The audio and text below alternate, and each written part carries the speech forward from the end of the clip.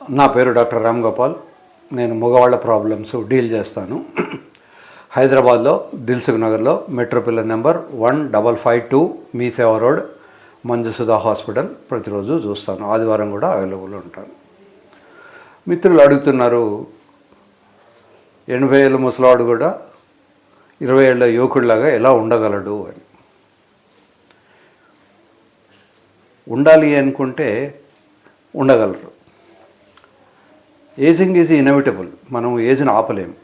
కానీ feeling old is choice. నాకు ముసలితనం వచ్చేసింది అనుకుంటే 20 ఏళ్ళ వాడు కూడా ముసలివాడుగానే ఫీల్ అవుతాడు. అదే 60 ఏళ్ళ వాడైనా 70 ఏళ్ళ వాడైనా నాకు ఇంకా శక్తి ఉంది అని అనుకుంటే he can move on. Even మామూలు శృంగారమనే కాకుండా మామూలు లైఫ్లో కూడా పొద్దున్న లేచినప్పటి నుంచి సాయంకాలం వరకు రిటైర్ కాగానే జనాలు అనుకుంటారు వాళ్ళు ఎందుకు పనికి రాలేకపోయారు.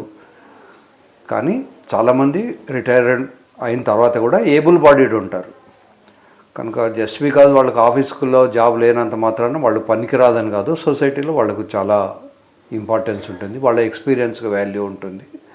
ఫిజికల్గా కూడా వాళ్ళు అన్ని రకాల యాక్టివిటీస్లో ఉంటారు. వాళ్ళకు కూడా శృంగారమైనటువంటి కోరికలు కూడా వస్తుంటాయి. కనుక ఇవేమీ తప్పు కాదు.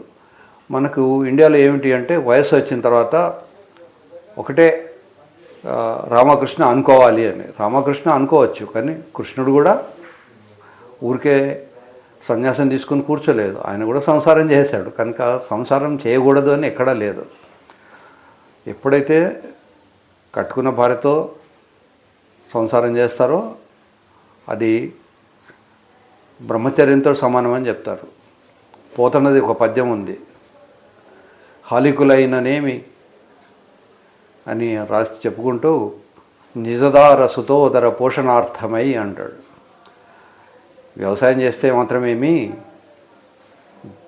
నా నిజదార అంటే ధర్మపత్ని ఉన్న పిల్లల కోసమని ఏ పని చేసినా తప్పు లేదు అని.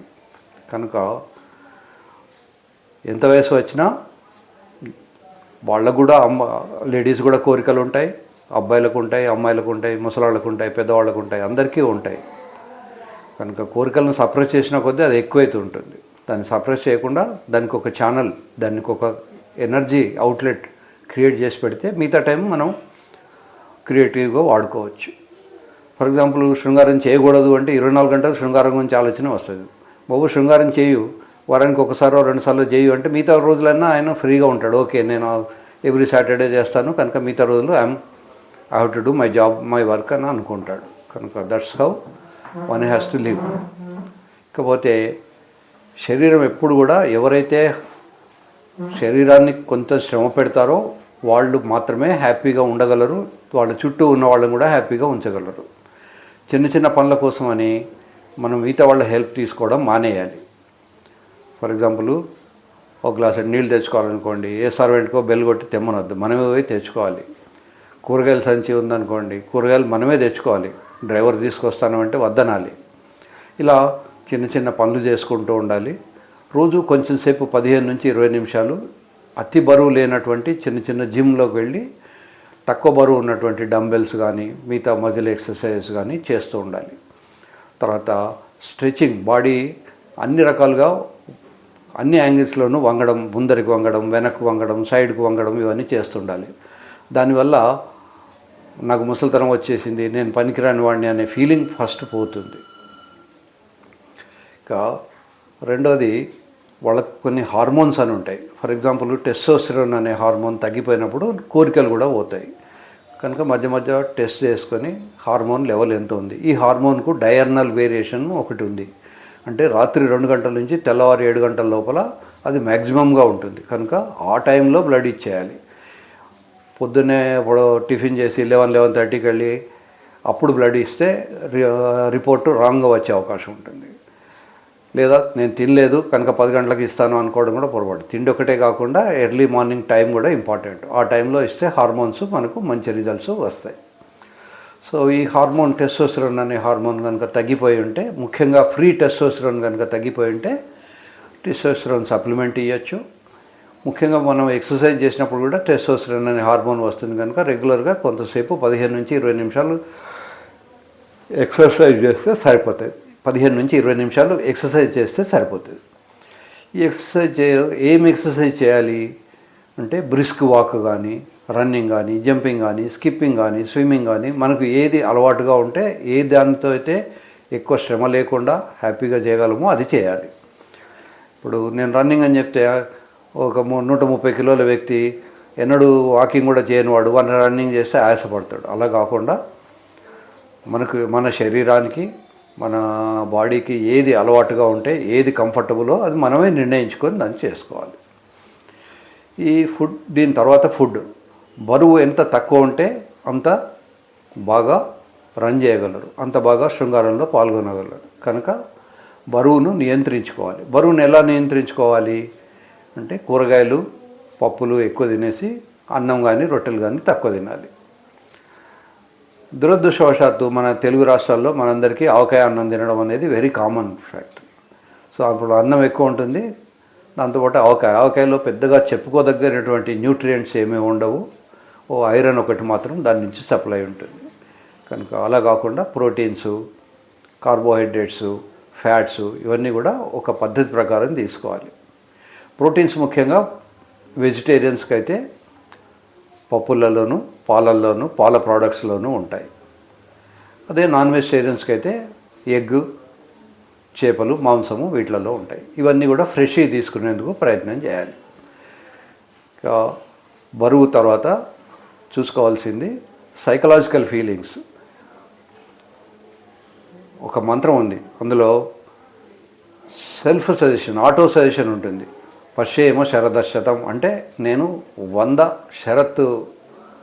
శరద్ అనేటువంటి దసరా టైంలో వచ్చేటువంటి ఆ సీజన్ను చూస్తాను అని. పశ్యామి అంటే చూస్తాను అని అర్థం. అలా నేను 100 సంవత్సరాలు బతుకుతాను అని సెల్ఫ్ సజెషన్ చేసుకోవాలి. 60 ఏళ్ళు రాగానే క్లాస్మేటో లేకుంటే వాడి ఆఫీస్ మేటో ఎవడైనా చనిపోతే ఇక వాడు చనిపోయాడు, నెక్స్ట్ నేనే అనే ఫీలింగ్లో ఉండదు. ఎట్లాగూ డెత్ వస్తుంది, కానీ ఎప్పుడో వచ్చేదానికోసం రోజు నిమిషానికి నాకు డెత్ వచ్చేస్తుంది, నేను పోతాను అని అనుకున్నప్పుడు వాడికి ఎక్కడ లేని శక్తి లేకుండా ఉంటారు. అలా కాకుండా నేను బతుకుతాను, నేను చేస్తాను, నేను మనవల్ని చూస్తాను, మనవరాళ్ళని చూస్తాను అని సెల్ఫ్ సజెషన్ చేసుకోవాలి. దీన్ని ఆటో సజెషన్ అంటారు. తర్వాత 2 బట్టలు ఏజ్కి తగ్గట్టు వేసుకోవాలి.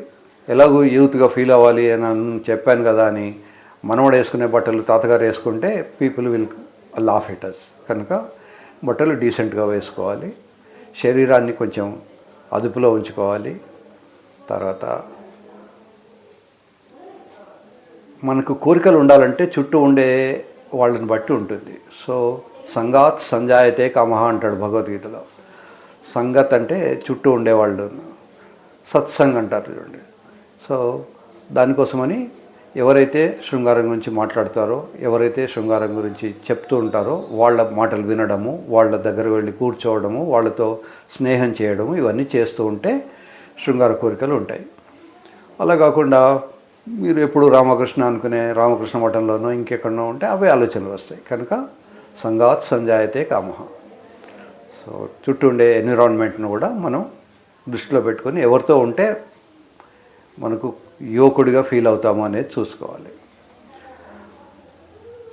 ఇవి కాకుండా కొన్ని ట్యాబ్లెట్స్ ఉంటాయి.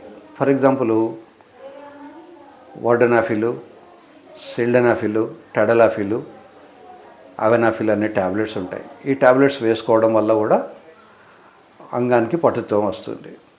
కొద్దిమందికి చాలా ఏజ్ వచ్చిన తర్వాత ట్యాబ్లెట్ వేసుకున్నప్పటికీ అది పనిచేయదు. అలా ఉన్నప్పుడు they can opt for surgery. దాన్ని పినైల్ ఇంప్లాంట్ సర్జరీ అంటారు. ఇప్పుడు చెవిలో దూది పెట్టినప్పుడు దూది ఒక్కోసారి వెళ్ళనప్పుడు ఒక పుల్లకు దూది పెడతాం, అప్పుడు పుల్లకున్న బలం దూదికి వస్తుంది. అలాగే ఈ పినిస్ మోడలు ఇంత పెద్దగా ఉన్నా కూడా దీనికి బలం లేకపోతే ఇట్లా వంగిపోతుంటుంది. వంగినది లోపలికి వెళ్ళలేదు. దీనికి సెల్ఫ్ టెస్ట్ అంటారు. మనమే 2 వేళ్ళు ఒకవైపు, ఇంకో వైపు పెట్టినప్పుడు ముందరికి కానీ వెనుక కానీ వంచగలిగినాం అనుకోండి, అది లోపలికి వెళ్ళలేదు. అలా కాకుండా ఇది ఇంప్లాంట్ అంటారు. ఇది జర్మన్ ఇంప్లాంట్. ఈ ఇంప్లాంట్ కనుక మనం ఆపరేషన్ చేసి లోపల పెడితే బయటికి కనబడదు. దీన్ని మనం వంచలేము, ఎందుకంటే ఇలా పెట్టినప్పుడు ఇలా అది వంగలేదు. దీనికి ఉన్న శక్తి ఉంటుంది. దీనికి ఎంత శక్తి ఉంటుంది అంటే అవసరం వస్తే 500 గ్రాముల బరువు కూడా ఇది మోయగలదు. ఇదే ఈ ఇంప్లాంట్ లేనప్పుడు పెడితే ఇది లేవడం కష్టమవుతూ ఉంటుంది, దీన్ని లేపడం కూడా ఇబ్బంది అవుతూ ఉంటుంది. సో అవసరం అనుకుంటే సర్జరీ కూడా చేయించుకోవాలి. సర్జరీ చేయించుకోవడం అనేది క్రైమ్ కాదు, రేప్ కాదు, మర్డర్ కాదు. సో సిగ్గుపడద్దు, ఎందుకంటే జీవితం పోతే మళ్ళీ రాదు, పోయిన వయస్సు రాదు. మీరు డబ్బు సంపాదించుకోవచ్చు, ఇంకేమైనా సంపాదించుకోవచ్చు, కానీ లైఫ్ను మళ్ళీ తిరిగి పొందలేరు. కనుక ముఖ్యంగా రిటైర్ అయిన తర్వాత పిల్లలు అమెరికాలో ఉన్నారు, మీరు ఎంత సంపాదించి పెట్టినా, మీరు 1 కోటి సంపాదించి పెట్టినా మళ్ళీ వాళ్ళకి ఇంకో 1 కోటి కావాలంటారు. మీరు 10 కోట్లు ఇచ్చినా ఇంకో 10 కోట్లు కావాలంటారు. కనుక వాళ్ళ కోసమని, వాళ్ళ పుట్టే పిల్లల కోసమని విపరీతమైన సంపాదన ఆలోచించకుండా మీ శరీరానికి, మీ ఆనందానికి వాడుకోండి. తర్వాత మధ్య మధ్య ఏదైనా పిల్గ్రిమేజ్కి వెళ్ళాలి, కొత్త ప్లేస్లకు వెళ్ళాలి, టూరిజం వెళ్ళాలి. దానివల్ల కొంత ఉత్సాహం వస్తూ ఉంటుంది. ఇదే టైంలో మగవాళ్లకు 65-70 ఏళ్ళు వచ్చేసరికి వాళ్ళ భార్యలకు కూడా సుమారుగా 55-60 వయస్సు రావచ్చు, ఇంకా కొంచెం ఎక్కువ కూడా ఉండొచ్చు. సో లేడీస్కి ఏంటంటే మంత్లీ సైకిల్ ఆగిపోయిన తర్వాత వాళ్ళకు రొమ్ములు కొంచెం వేలాడబడతాయి, పొట్ట వస్తుంది, బట్టతల వస్తుంది, ఒక్కొక్కసారి సన్న మీసం కట్టు కూడా వస్తుంది. దీంతోపాటు వాళ్ళ జననాంగాలు కూడా టైట్ అయిపోయి డ్రై అయిపోతుంటాయి. డ్రై ఉన్నప్పుడు మీరు శృంగారం చేసినప్పుడు అమ్మాయికి ఇబ్బంది కలగడం జరుగుతుంది. కనుక డ్రై లేకుండా లూబ్రికెంట్స్ పెట్టుకోవచ్చు. మార్కెట్లో చాలా లూబ్రికెంట్స్ ఉంటాయి. ఒకవేళ మార్కెట్లో పెట్టుకునే లూబ్రికెంట్స్ మీకు ఇష్టం లేకపోయినా, దాంతో అలర్జీ వచ్చినా మీరు ఇంట్లో వాడే కొబ్బరి నూనె వాడుకోవచ్చు. తర్వాత ఆయింట్మెంట్స్ వాడుకోవచ్చు. జైలకన్ జెల్లీ అని ఒకటి ఉంటుంది, అది వాడుకోవచ్చు. ఇట్లాంటివి ఏమైనా పెట్టుకొని శృంగారం చేయాలి. తర్వాత బై ఛాన్స్ ఒకవేళ మీరు శృంగారం చేసినప్పుడు అది లోపలికి ఎంటర్ కాకపోతే డిసప్పాయింట్ కావద్దు, బికాజ్ ఏజ్ లిమిటెడ్. మీరు హక్ చేసుకున్న శృంగారమే, కిస్ చేసిన శృంగారమే. ఈవెన్ మీ భార్యతో మీరు ఓ డర్టీ జోక్ వేసినా అది శృంగారమే. కనుక శృంగారం అంటే కేవలం పెట్రోల్ బంక్ బిజినెస్ అనే కాన్సెప్ట్ నుంచి బయటకు రావాలి. ముఖ్యంగా పెద్దవాళ్ళు ఎంత చేయగలిగితే అంత. ఇప్పుడు అందరికీ మనం స్కూల్లో జాయిన్ చేసినప్పుడు అందరికీ 100 మార్కులు రావు. ఒకటి 90 వస్తుంది, వాడికి 60 వస్తుంది, వాడికి 30 వస్తుంది, వాడికి 10 వస్తుంది. ఎన్ని మార్కులు వచ్చినా వాడు స్టూడెంటే. అలాగే కొంత వయసు వచ్చిన తర్వాత మీరు ఎంత చేయగలిగితే అంత చేయాలి, ప్రయత్నం చేయాలి. ఎప్పుడు కూడా మానసికమైనటువంటి కాన్ఫిడెన్స్ లేకపోతే ఎవరూ చేయలేరు. సో కాన్ఫిడెన్స్ అనేది వెరీ ఇంపార్టెంట్. నేను చేయగలను అనుకున్నప్పుడు చేయొచ్చు. బై ఛాన్స్ పోకపోతే కూడా నష్టమేం లేదు. ఇప్పుడు అది లోపలికి ఎంటర్ కాకపోయినంత మాత్రాన వీళ్ళకి జరిగేది ఏమీ నష్టమేమి ఉండదు. ఓకే, ప్రయత్నం చేయండి. కాకపోతే ట్యాబ్లెట్స్ వాడుకోండి. ట్యాబ్లెట్స్ వాడుకోగా కూడా కాకపోతే ఆపరేషన్ ఉంటుంది, ఆపరేషన్ చేయించుకోండి. ఆపరేషన్ చేయించుకోవడానికి మొహమాట పడకండి. చెప్పండి, ఒకవేళ మీకు అంత మొహమాటంగా ఉంటే అక్కడ ఏదో గడ్డ వచ్చిందనో ఇంకేదో అయిందనో చెప్పుకోండి. అంతేగాని మనమేం సత్యహరిశ్చంద్రులం కాదు. ఏ చిన్న అబద్ధం ఆడకుండా జీవితం గడవదు. కనుక అప్పుడప్పుడు అవసరం అనుకుంటే చిన్న చిన్న అబద్ధాలు ఆడుతూ ఉంటాం. It's very common thing. నేను ఒక పెద్ద మనిషికి 76 ఏళ్ళ వయసున్న పెద్ద మనిషికి సర్జరీ చేశాను. నెక్స్ట్ డే ఒక కారు నిండా జనాలు వచ్చారు, ఒక 10-15 మంది డాక్టర్లు. ఆ పెద్ద మనిషి మనవలు, మనవరాళ్ళు, వేరే చుట్టాలు అందరూ డాక్టర్లే. నన్ను అడిగారు, మా తాతగారికి ఏం ఆపరేషన్ చేశారు? నేను నన్ను చెప్తాను, కూర్చోండి అని. తర్వాత మా తాతగారు చాలా రిచ్ మ్యాను, ఆయన ఇంత చిన్న హాస్పిటల్కి రారు, ఆయన అపోలోకి తక్కువ రారు, మీ హాస్పిటల్కి ఎందుకు వచ్చాడు చెప్పాను. ఆయన నాకు ఫ్రెండ్ అయ్యా, మార్నింగ్ వాకింగ్లో కలుస్తాడు, అందుకని నా దగ్గరికి వచ్చాడు. మరి ఏం ఆపరేషన్ చేశారు అంటే, గడ్డ అయిందిలే, గడ్డకు తీసి. గడ్డ అయితే ఇలా చేయరు కదా, ఇంకో రకంగా చేస్తారు కదా అన్నాడు. గడ్డ పెద్ద సైజు ఉంది, అందుకని ఇలా చేశాను. అమ్మ మాకు ఎవరికి చెప్పలేదు కదా అన్నారు. మరి ఆ విషయం ఆ ఏరియాలో ఉన్నప్పుడు చెప్పడానికి వీలు కాదు కదా, ఆయన మొహమాట పడి ఉంటాడులే అన్నాను.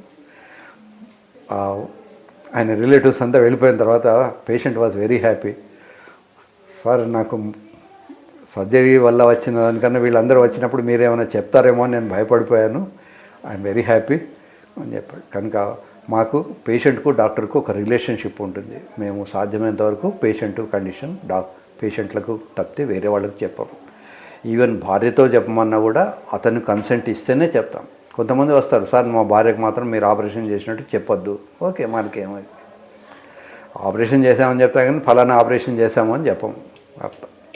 కనుక మీరు ధైర్యంగా ఉండండి, ఎక్సర్సైజ్ చేయండి, మంచి ఫుడ్ తీసుకోండి, కనీసం శరీరాన్ని వంచండి అన్ని రకాల యాంగిల్స్లోనూ. మొదటి రోజు రాకపోతే రెండో రోజు వస్తుంది. వరుసగా చేస్తుంటే కొద్ది రోజుల తర్వాత మీ శరీరం మీకు, మీ పటుత్వం మీకు వస్తుంది. So all the best.